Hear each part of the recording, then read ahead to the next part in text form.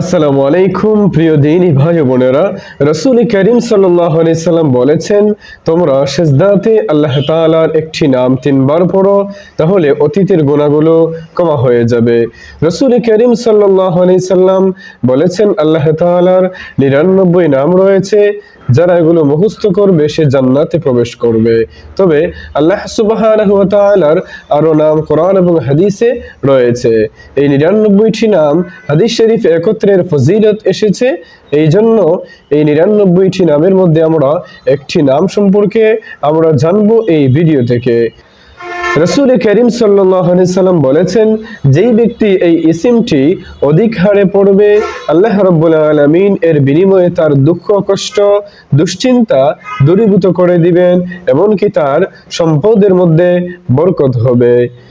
রাসূল করিম সাল্লাল্লাহু আলাইহি সাল্লাম বলেছেন, কেউ যদি সিজদার মধ্যে গিয়ে ইয়া রব্বিগফিরলি ইয়া রব্বিগফিরলি ইয়া রব্বিগফিরলি 3 বার পাঠ করে, আল্লাহ রাব্বুল আলামিন এর বিনিময়ে তার অতীতের গুনাহগুলো ক্ষমা করে দিবেন। হাদিস শরীফে এসেছে, কেউ যদি এই ইসিমটি কাগজের মধ্যে 7 বার লিখে পানির মধ্যে ধৌত করে যদি কোনো রোগীকে পান করে, তাহলে এর বিনিময়ে আরোগ্য লাভ করবে। এই ইসিমটি হচ্ছে আল গফুর। আল গফুর মানে হচ্ছে ক্ষমাশীল। আমরা এই ইসিমটি বেশি বেশি পরিমাণে আমরা পাঠ করব।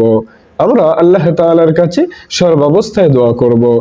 হাদিস শরীফে এসেছে, হযরত আনাস বিন মালিক রাদিয়াল্লাহু তাআলা আনহু হতে বর্ণিত, তিনি বলেন, আমি রাসূল করিম সাল্লাল্লাহু আলাইহি সাল্লামকে বলতে শুনেছি, আল্লাহ তাবারক ওয়া তাআলা বলেছেন, হে বনি আদম, তুমি যতক্ষণ আমাকে ডাকতে থাকবে, আমার কাছে ক্ষমার আশা করবে, আমি তোমাকে ক্ষমা করে দেব, কোনো পরোয়া করব না।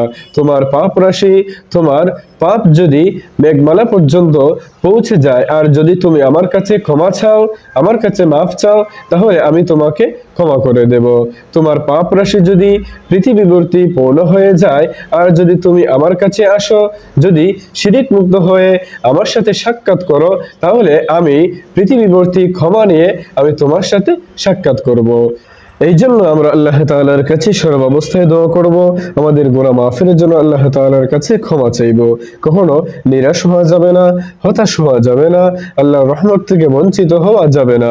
আল্লাহ পাক কোরআনে বলেছেন, কুল ইয়া ইবাদিয়াল্লাযীনা আসরাফু আলা আনফুসিহিম লা তাকনাতু মির রাহমাতিল্লাহ ইন্নাল্লাহা ইয়াগফিরুয যুনুবা জামিআ ইন্নাহু হুয়াল গফুরুর রহিম। আল্লাহ বলেন, হে নবী, আপনি বলে দিন, হে আমার বান্দারা, যারা নিজেদের উপর অবিচার করেছো, তোমরা আল্লাহর রহমত থেকে নিরাশ হইও না। আল্লাহ পাক তোমাদের গুনাহগুলো ক্ষমা করে দিবেন, তিনি তো ক্ষমাশীল, তিনি পরম দয়ালু। আল্লাহর হাবিব সাল্লাল্লাহু আলাইহি সাল্লাম আল্লাহ তাআলার কাছে সর্বাবস্থায় দোয়া করতেন। আর আল্লাহ বলেন, তোমরা আমাকে ডাকো, আমি তোমাদের ডাকে সাড়া দেব। অহংকার করে আমার ইবাদত দিকে বিমুখ হইও না।